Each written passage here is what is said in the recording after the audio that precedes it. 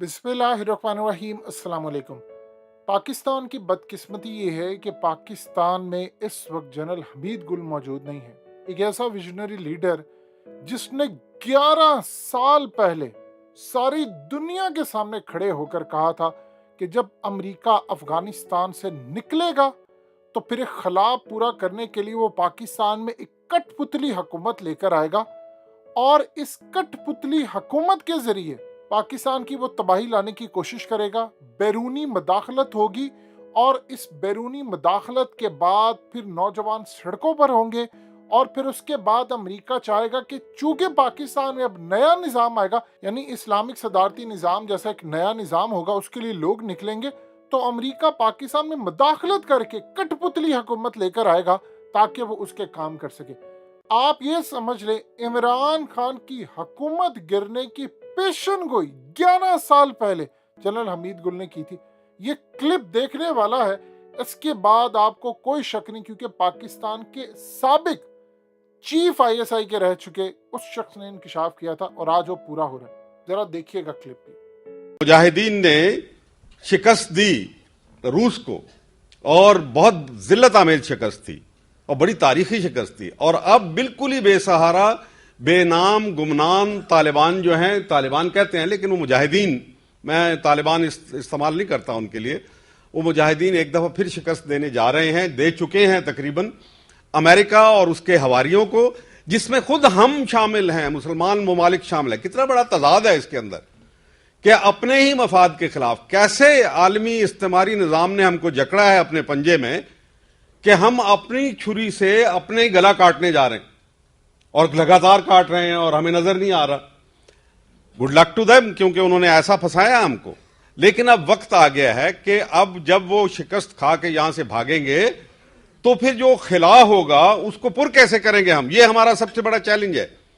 इसके लिए पहली बात यह है अंदरूनी इत्तेहाद और बैरूनी मदाखलत के खिलाफ जिहाद।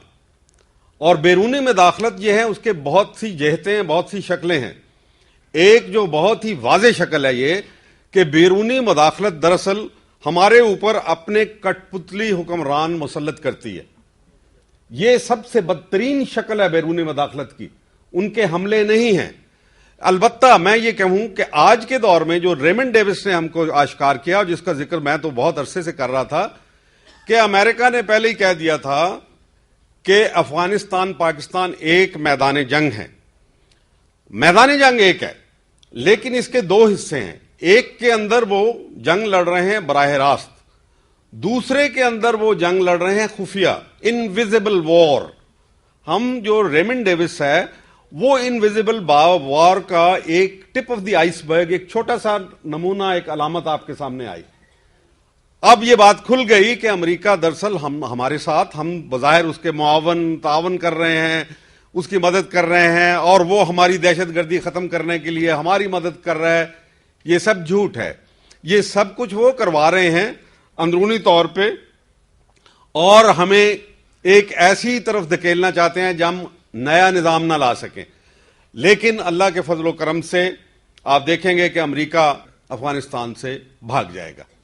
ये उनके अंदर एक बहस है, क्योंकि जब शिकस्त खा लेती है कोई कौम, फिर जनरल साहब बैठे हैं और मेरे बहुत जबरदस्त यहां लायक फायक जो हैं फौजी मेरे साथी मौजूद हैं। ब्रिगेडियर आसिफ हारून बैठे मैं देख रहा हूं, माशाल्लाह मुसन्निफ भी हैं और बहुत समझदार इंसान हैं। वो जानते हैं कि जब आप भागने लगते हैं तो रनिंग फाइट में इन्वॉल्व नहीं हुआ करते। तो अमेरिका के लिए ये लाजवाल एक मिलिट्री लेसन है, एक असूल है कि आप जब भागते हैं तो you cut loose, cut and run. America ने भी यहां से भाग जाना है, लेकिन क्या वो हमें खलफशार की हालत में छोड़ के जाएगा? हमारे पास वक्त बहुत कम है, हम डेवलप नहीं कर सकते नई जिद्दोजहद। हम रियासत वो मक्का के दौर में नहीं, अब वहां मदीना के दौर में है, बल्कि उसके भी आखिरी दौर के अंदर है, जहां हमारी जिद्दोजहद को आखिरी एक मंजिल तक पहुंचना है। चुनाचे ये ख्वाहिश तो बैरूनी जो सर्वे के इदारे हैं, प्यू ऑर्गेनाइजेशन आपने सुनी होगी, उसने किया, फिर कुछ लोगों ने यहां पे सर्वे किए। मेजॉरिटी ऑफ पाकिस्तानी, बल्कि ओवरवेलमिंग मेजॉरिटी, وہ نظام اسلام چاہتی ہے. بہت اچھا کہا جن شاہد نے کہ جناب یہ ریفرینڈم کروائیں کہ ایک نوبت اس مقام پہ پہنچے کہ ہم اپنا ایک پریشر ڈیولپ کر کے، اور پریشر ڈیولپ اس وقت ہوگا کہ ہم اپنی فرقہ واریتوں کو چھوڑ کے، پیچھے چھوڑ کے، فراموش کر کے، چلو اگر ہم نے لڑنا ہی ہے تو بعد میں لڑتے رہیں گے، یہ جنگیں ہماری جاری رہ سکتی ہیں، 1400 سال سے جاری ہیں، مزید جاری رہ سکتی ہیں، لیکن یہ وقت نہیں ہے. You have to keep it now. اس کے اوپر ڈھکنا لگا دیں اور کہیں اب پہلی ہماری ترجیح یہ ہے کہ ہم نے ایک نئے نظام کو لانا ہے، ہمیں موقع مل رہا ہے، بہت بڑا موقع مل رہا ہے. جب استعمار شکست خوردہ ہوگا، یہ بعد میں مٹی چاٹ کے پھر زندہ بھی ہو سکتا ہے، لیکن یہ ایک تھوڑا سا ہمیں اپرچونٹی، ونڈو آف اپرچونٹی مل رہی ہے جس کے اندر ہم پاکستان کے اندر ایک نظام قائم کر دیں. اور ہماری جدوجہد تو بہت آگے جا چکی ہے، یعنی ہم آئینی طور پہ کمیٹڈ ہیں ٹو اسلامائزیشن، اللہ کی حکمرانی، لیکن آئین کے اندر بہت تضادات ہیں. ایک طرف اللہ کی حکمرانی کی بات کرتے ہیں، دوسری طرف ہم پارٹی نظام کو اجازت دیتے ہیں رائٹ آف ایسوسیشن آرٹیکل 17 کے نیچے، تیسری طرف ہم کہتے ہیں کہ زرداری صاحب کو جو استثناء حاصل ہے، گورنروں کو بھی استثناء حاصل ہے. یہ کیا مذاق ہے ہمارے ساتھ؟ یہ تضاد، یہ کانٹرڈکشن ہم کو ختم کرنے ہوں گے. اگر ہم نے دیکھ لیا کہ پارلیمنٹری الیکشن اور الیکٹرل پروسیس سے یہ ختم نہیں ہو سکتا، تو پھر دوسرا جس کو میں نرم انقلاب کا نام دیتا ہوں، اس نرم انقلاب کے لیے، یعنی آپ بازو میں بازو ڈال کے سڑکوں پہ نکلیں، بازار میں نکلیں، بالخصوص نوجوان نسل اپنا ہدف بنا لے کہ ہم نے اپنے آئین کے اندر کانٹرڈکشن ختم کروا کے، اور اس کے بعد ہم رول آف لا کی بات کریں گے. اکرام چودھری صاحب کہہ رہے ہیں رول آف لا، وچ لا؟ جب 11 اگست کو قائد اعظم نے، جس کی سپیچ کا بہت کیا جاتا ہے، وہ سیکولر سپیچ تھی، تو میں نے قائد اعظم نے کہا تھا کہ پاکستان کے اندر قانون کی نظر میں سب لوگ برابر ہوں گے. میں نے سوال اٹھایا کہ قائد اعظم کی نظر میں کیا اینگلو سیکسن لا تھا یا اسلامک لا تھا؟ جو انسان ساری عمر یہ کہتا رہا اسلام اسلام اسلام کی بات کرتا رہا، تو ان کا مطلب تھا کہ اسلام کے قانون کی نظر میں سب لوگ برابر ہوں گے، ان کو حقوق یکساں میسر ہوں گے. یہ بات تھی جو قائد نے کی تھی، جس کو اٹھا کے ہمارے سیکولرسٹ دوست جو ہیں وہ عجیب و غریب باتیں کرتے رہتے ہیں. چنانچہ وقت آ گیا ہے کہ ہم فیصلہ کریں. دنیا جو ہے، یہ علامہ اقبال نے اس کی بہت اچھی عکاسی کر دی تھی، جو ایک بلوچ اپنے بچے کو جب اس نے یہ ہدایت دے رہا تھا، ان کی نظم ہے بلوچ بزرگ کی اپنے بیٹے کو ہدایت، اور اس میں سے کہا کہ دنیا کو ہے پھر مار کے روح و بدن پیش، مورل مٹیریل کا کلیش جو ہے پھر آ رہا ہے، تہذیب نے پھر اپنے درندوں کو ابھارا. یہ تہذیب کے نام کے اوپر جو جارج بش اور دوسرے لوگ اور ٹونی بلیئر جو انہوں نے کھیل کھیلا ہے اور کھیل رہے ہیں ابھی بھی مسلم ممالک کے اندر، اور مسلم ممالک کھڑے ہوئے ہیں ایسے جیسے بکرے قطار میں کھڑے ہوتے ہیں، ایک بکرا ذبح ہوتا ہے، پھر اس کے بعد دوسرا ذبح ہوتا ہے، تیسرا ذبح ہوتا ہے، احتجاج ہی نہیں کرتے. عرب لیگ نے اٹھا کے ابھی کل ہی کہہ دیا کہ یہ جائز ہے جو کچھ کر رہے ہیں. غضب خدا کا، نہ OIC کی میٹنگ بلا رہے ہیں، نہ آپ گلف کوآپریشن کونسل کی میٹنگ بنا رہے ہیں. آپ کس قسم کی ملت ہیں؟ آپ کی ملت کی طاقت کو ابھاریں اور پھر دیکھیں کہ کیا ہوتا ہے. تو انہوں نے کہا کہ دنیا کو ہے پھر مار کے روح و بدن پیش، تہذیب نے پھر اپنے درندوں کو ابھارا. اور اس میں توازن، جو عدم توازن پیدا ہو گیا، علامہ اقبال کہتے ہیں کیسے یہ اس کو درست کیا جائے گا کہ اللہ کو پامردی مومن پہ بھروسہ، ابلیس کو یورپ کی مشینوں کا سہارا، غیرت ہے بڑی چیز جہانے تک و دو میں، پہناتی ہے درویش کو تاج سر دارا. تو یہ عدم توازن کو آپ نے دیکھ لیا کیسے گمنام طالبان شکست دے رہے ہیں ایک دنیا کی عظیم ترین طاقتوں کو. تاریخ میں اتنی economic power, military power, political power آج تک پیدا نہیں ہوئی، اس لیے کہ امبیلنس جو ہے، جو وہ جذبہ جہاد سے، آپ جہاد کے جذبے کو بیدار کر کے، ہم نے اپنا دفاعی جہاد لڑنا ہے، اپنے حقوق کے لیے لڑنا ہے، انسانیت کے لڑنی ہے، صرف اپنے لیے نہیں لڑنا. اس سے ہم اس کو درست کر سکتے ہیں، اس امبیلنس کو، جو امبیلنس کریٹ کیا گیا. لوگ مجھے بہت تانے آج روزانہ ملتے ہیں، کل کوئی ٹیلی فون پہ مجھے بہت مغلظات بک رہا تھا کہ آپ اس وقت روس کو کیوں توڑا، آپ نے عدم توازن پیدا کر دیا. تو عدم توازن تو یہ دو شیطان تھے، ایک کو گرایا، دوسرا گر رہا ہے، انشاءاللہ گر جائے گا، اور اب پھر آپ اسلام کو داخل ہونے کا وقت آئے گا. لیکن اس کے لیے جناب پرامن جدوجہد کی ضرورت ہے، اور جدوجہد کے لیے نوجوان ہی کر سکتے ہیں. ہمارے نوجوان جو ہیں وہ بیدار ہو رہے ہیں.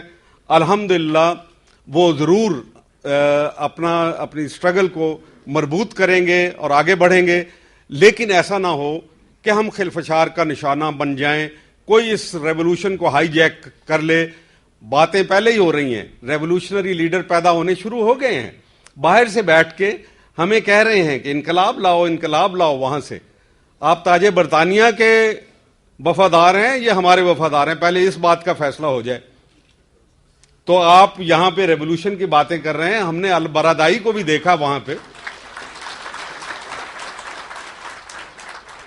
اس لیے مغربی قوتوں نے بھانپ لیا ہے کہ اگر کوئی ملک انقلاب کے لیے تیار ہے اور وہ انقلاب ایک ہی ہوگا، وہ اسلامی انقلاب ہوگا، اس کا نام ہے پاکستان.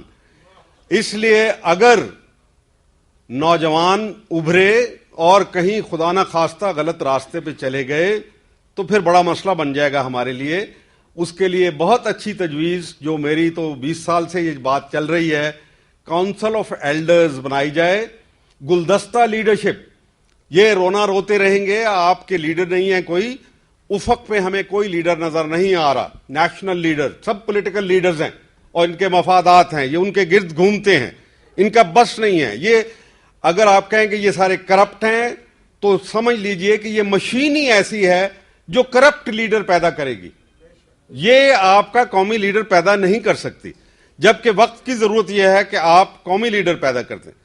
تو چنانچہ ان کے لیے کونسل آف ایلڈر، پھر اس کو بعد میں جب ریفرینڈم کروا کے یا جو بھی طریقہ اختیار ہوتا ہے اس کے بعد جب آپ کرتے ہیں تو ایک نگہبان کونسل بنا دی جائے. پاکستان کا راستہ غلط اسی لیے ہوا کہ پاکستان ایک ادھورا انقلاب ہے، اس کو پورا ہونا باقی رہ گیا، اس لیے کہ کوئی نگہبان، نظریاتی ملک کو ایک نظریاتی کونسل، نگہبان کونسل نہیں ملی.